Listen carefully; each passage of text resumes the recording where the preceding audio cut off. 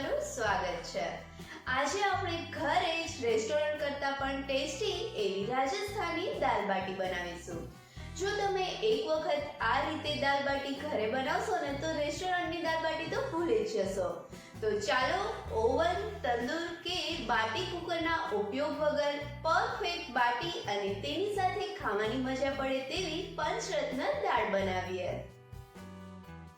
દાલ બાટી બનાવવા માટે સૌથી પહેલા આપણે દાળની તૈયારી કરીએ। તો તેના માટે એક મોટા બાઉલમાં 2 ટેબલસ્પૂન જેટલી અડદની ફોતરાવાળી દાળ લઈ લેશું। અત્યારે મારી પાસે અડદની ફોતરાવાળી દાળ નહોતી એટલે મેં અડદને અધકચરા પીસીને લઈ લીધા છે। અહીંયા અડદની ફોતરા વગરની દાળ પણ ઉમેરી શકાય છે, પણ જો ફોતરાવાળી દાળ હોય તો દાળનું એક મસ્ત ટેક્સચર આવે છે। હવે તેની સાથે જ 2 ટેબલસ્પૂન મસૂરી દાળ, 2 ટેબલસ્પૂન મગની ફોતરાવાળી દાળ, 2 ટેબલસ્પૂન તુવેરની દાળ અને અહીંયા મેં 2 ટેબલસ્પૂન ચણા દાળ અને 2 ટેબલસ્પૂન ચણાની દાળ પલાળીને લીધી છે। અહીંયા મારી પાસે ચણાની દાળ પલાળેલી પડી હતી એટલે તે જ હું એડ કરું છું। અહીંયા ચણાની દાળ પલાળવાની કોઈ જ જરૂર નથી। જો તમે ચણાની દાળ પલાળ્યા વગર લેતા હો તો ટોટલ 4 ચમચી ચણાની દાળ લેવી।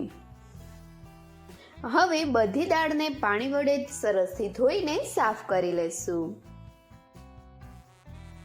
હવે ધોઈને સાફ કરેલી દાળને કુકરમાં ટ્રાન્સફર કરી લેશું અને ત્યાર પછી તેમાં આપણે જેટલી દાળ લીધી છે તેનું 2.5 થી 3 ગણું પાણી ઉમેરીશું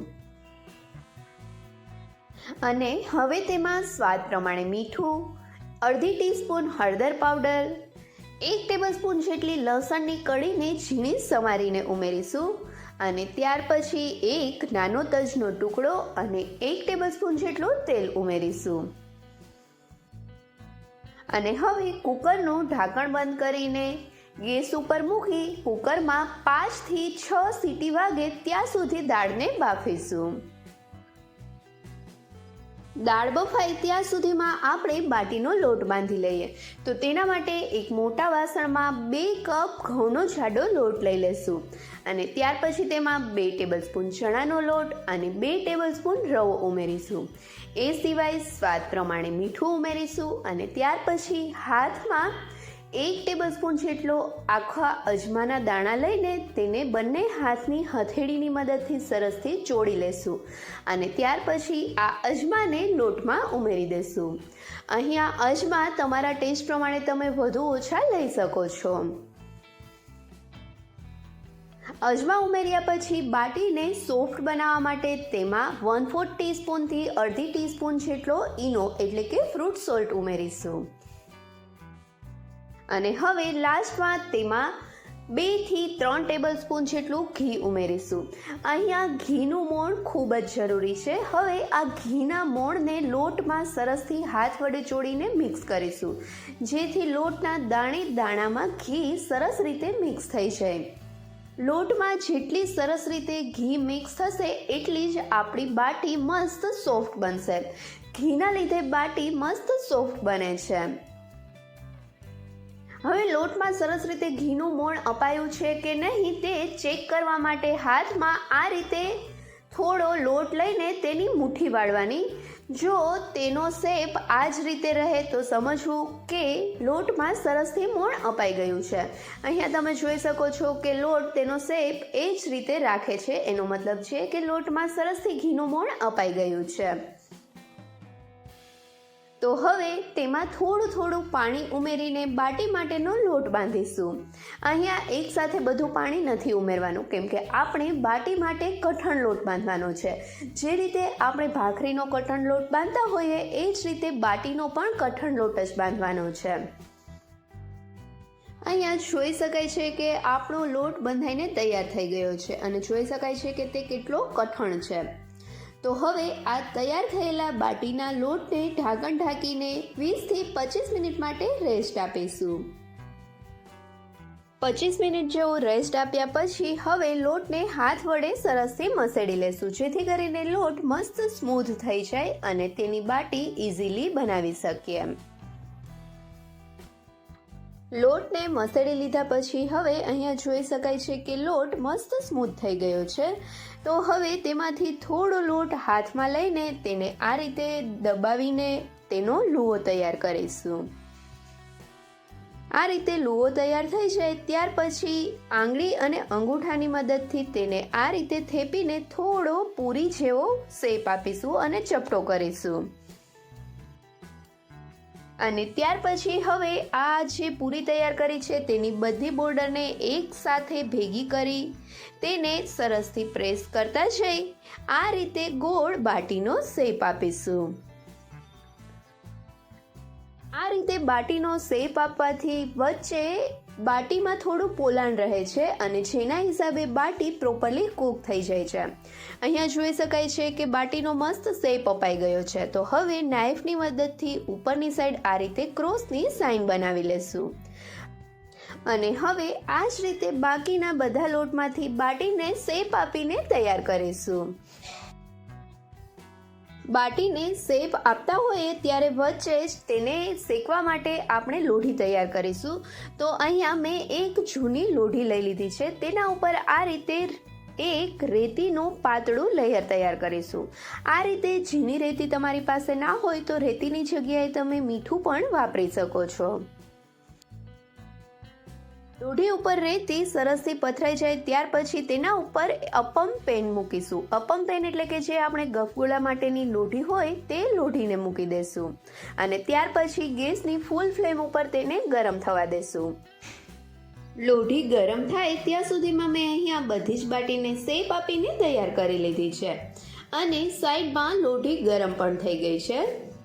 તો હવે ગેસની ફ્લેમ સ્લો કરીને ગરમા ગરમ લોઢી ઉપર તૈયાર કરેલી બાટીને આ રીતે ગોઠવી દઈશું.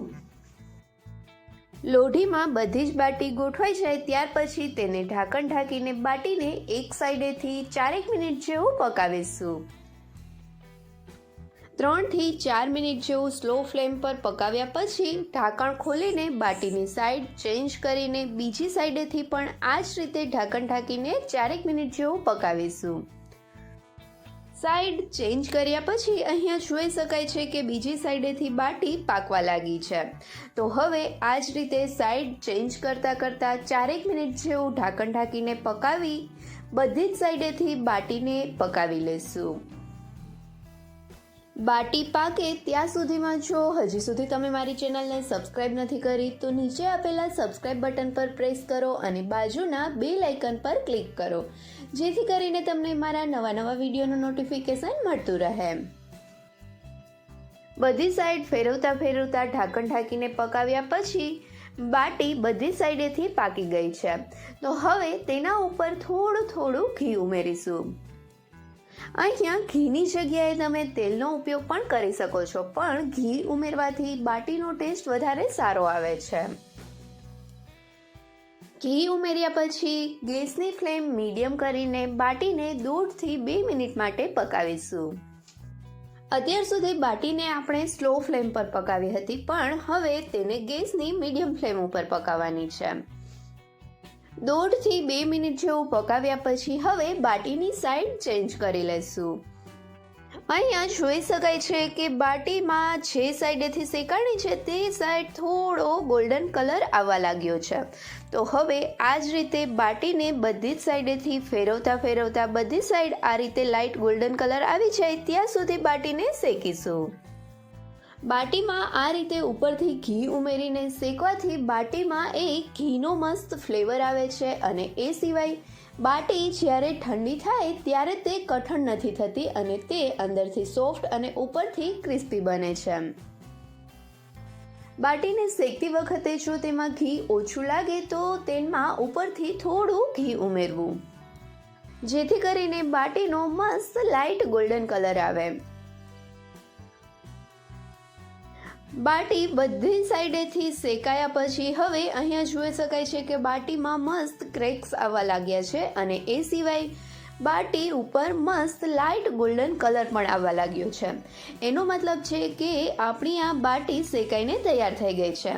તો હવે બાટીને આ અપમ પેનમાંથી કાઢીને એક પ્લેટમાં લઈ લઈશું. અને લોઢીના અમુક ભાગમાં જ્યાં તાપ ઓછો લાગતો હોય ત્યાં બાટી હજી થોડી કાચી લાગે છે, તો તેને હજી થોડી વાર માટે શેકાવા દેશું. અને તે પણ બધી સાઈડેથી મસ્ત લાઇટ ગોલ્ડન કલરની થઈ જાય ત્યાર પછી તેને એક પ્લેટમાં કાઢી લેશું. તો હવે અહીંયા જોઈ શકાય છે કે આપણી બધી જ બાટી સરસથી શેકાઈ ગઈ છે અને એક બાટી મારે બાકી હતી તે શેકવા મૂકી દીધી છે. તો હવે આપણે એ એક બાટી તૈયાર થાય ત્યાં સુધીમાં સાઈડમાં દાળ જોઈ લઈએ. તો દાળ બફાઈ ગયા પછી મેં ગેસની ફ્લેમ બંધ કરી દીધી હતી અને હવે કુકરમાંથી બધું જ પ્રેશર નીકળી ગયું છે. તો તેનું ઢાંકણ ખોલીને જોઈએ તો અહીંયા જોઈ શકાય છે કે દાળ સરસથી બફાઈ ગઈ છે. હવે આ બાફેલી દાળને આપણે બ્લેન્ડરની મદદથી બ્લેન્ડ નથી કરવાનું, તો તમે ઈચ્છો તો તેને ચમચા વડે જ સરસથી હલાવીને મિક્સ કરી શકો છો. પણ અહીંયા મેં એક લાકડાનું જે હેન્ડ બ્લેન્ડર એટલે કે જે આ રીતની ઝેરણી આવે તેની મદદથી તેને સરસથી વિસ્ક કરીને મિક્સ કરી લેશું. આ રીતે વિસ્ક કરવાથી જે દાળ હોય તે પૂરી રીતે પીસાતી નથી અને તે અધકચરી પીસાવાના લીધે આપણી જે દાલ બાટી માટેની દાળ બને તેનું મસ્ત એક ટેક્સચર આવે છે અને તેનો ટેસ્ટ પણ ખૂબ જ સારો આવે છે. થોડી વાર વિસ્ક કર્યા પછી હવે અહીંયા જોઈ શકાય છે કે દાળ ઓલમોસ્ટ એકરસ થઈ ગઈ છે. તો હવે તેનો વઘાર કરીએ. તો તેના માટે એક વાસણમાં 1 થી 1.5 ટેબલસ્પૂન જેટલું તેલ લઈ તેને ગરમ કરીશું. તેલ ગરમ થાય એટલે તેમાં 1 ટીસ્પૂન આખું જીરું, 2 સૂકા લાલ મરચાં અને 5 થી 6 મીઠા લીમડાના પાન ઉમેરી તેને અડધી મિનિટ માટે સાતળી લેશું. અડધી મિનિટ સાતળ્યા પછી તેમાં 1/4 ટીસ્પૂન હિંગ ઉમેરી 2 મીડિયમ સાઇઝની ડુંગળીને ઝીણી સમારીને ઉમેરી દેશું અને ત્યાર પછી તેને સરસથી મિક્સ કરી ડુંગળીનો થોડો કલર ચેન્જ થાય ત્યાં સુધી તેને પકાવીશું. ડુંગળીનો આ રીતે લાઇટ ગોલ્ડન કલર થવા લાગે એટલે તેમાં 1/4 કપ જેટલી આદુ મરચાં લસણની પેસ્ટ ઉમેરીશું અને તેને સરસથી મિક્સ કરી મીડિયમ ફ્લેમ ઉપર 1.5 થી 2 મિનિટ માટે સાતળીશું. આ રીતે આદુ મરચાં લસણની પેસ્ટને સાતળવાથી તેમાં જે લસણ અને આદુનો રો ટેસ્ટ હોય તે ઓછો થઈ જાય છે. આદુ મરચાં લસણની પેસ્ટ સંતળાય ત્યાર પછી તેમાં અડધી ટીસ્પૂન જેટલો હળદર પાવડર, 1 થી 1.5 ટેબલસ્પૂન લાલ મરચું પાવડર, થોડો ગરમ મસાલો અને 1 થી 1.5 ટેબલસ્પૂન જેટલું ધાણા જીરું પાવડર ઉમેરીશું. હવે બધા જ મસાલાને સરસથી મિક્સ કરી લઈ તેને સ્લો ફ્લેમ ઉપર અડધી મિનિટ માટે પકાવી લઈશું. અડધી મિનિટ જેવો મસાલા પાકે ત્યાર પછી તેમાં 2 ટેબલસ્પૂન જેટલું પાણી ઉમેરીને તેને મસાલામાં સરસથી મિક્સ કરીને ફરીથી અડધા મિનિટ માટે પકાવીશું. આ રીતે પાણી ઉમેરીને મસાલાને પકાવવાથી મસાલા બળતા નથી. અને ત્યાર પછી હવે તેમાં એક નાની સાઇઝના ટમેટાને ઝીણું સમારીને ઉમેરી દેશું અને તેની સાથે જ સ્વાદ પ્રમાણે મીઠું ઉમેરી બધી જ વસ્તુને સરસથી મિક્સ કરી ટમેટા પાકે ત્યાં સુધી પકાવીશું. ગેસની મીડિયમ ફ્લેમ ઉપર થોડી વાર પકાવ્યા પછી અહીંયા જોઈ શકાય છે કે ટમેટા સરસથી પાકી ગયા છે. તો હવે તેમાં જે બાફેલી દાળ આપણે સાઈડમાં રાખી હતી તે બાફેલી દાળને ઉમેરી દઈશું. અને દાળ બાફતી વખતે આપણે જે એક તજનો ટુકડો ઉમેર્યો હતો તે તજને કાઢી લેશું. ત્યાર પછી તેમાં અડધા કપ જેટલું પાણી ઉમેરી બધી જ વસ્તુને સરસથી મિક્સ કરી લેશું. દાળ મસાલા સાથે સરસ રીતે મિક્સ થઈ જાય ત્યાર પછી તેમાં અડધી ટીસ્પૂન જેટલી ખાંડ અને 1 લીંબુનો રસ ઉમેરીશું. અહીંયા ખાંડની જગ્યાએ તમે અડધી ટીસ્પૂન ગોળ પણ ઉમેરી શકો છો. અહીંયા ખાંડ ગળાશ માટે નથી ઉમેરવાની. આ રીતે ખાંડ ઉમેરવાથી દાળમાં ગળાશ નથી આવતી પણ દાળમાં એક મસ્ત ફ્લેવર આવે છે. હવે બધી જ વસ્તુને સરસથી મિક્સ કરી લઈ દાળને 4 થી 5 મિનિટ માટે મીડિયમ ફ્લેમ ઉપર ઉકાળીશું. આ દાળને આપણે જેટલી ઉકાળીશું તેટલી જ તે મસ્ત ફ્લેવરફુલ બનશે. તો દાળને તમે તમારી ચોઈસ પ્રમાણે વધુ ઓછી ઉકાળી શકો છો અને દાળને ઉકાળતી વખતે તે વધારે ઘટ લાગે તો તેમાં જરૂરિયાત પ્રમાણે પાણી ઉમેરવું અને તેને ફરીથી ઉકાળવી. 4 થી 5 મિનિટ જેવું ઉકાળ્યા પછી હવે અહીંયા જોઈ શકાય છે કે દાળનો કેટલો મસ્ત કલર આવ્યો છે. તો હવે તેમાં સ્વાદ પ્રમાણે ઝીણી સમારેલી ધાણા ભાજી ઉમેરીશું અને તેને દાળમાં સરસથી મિક્સ કરી લેશું. તો આપણી આ દાળ બાટીની દાળ તૈયાર છે. તો હવે ગેસની ફ્લેમ બંધ કરી દેશું.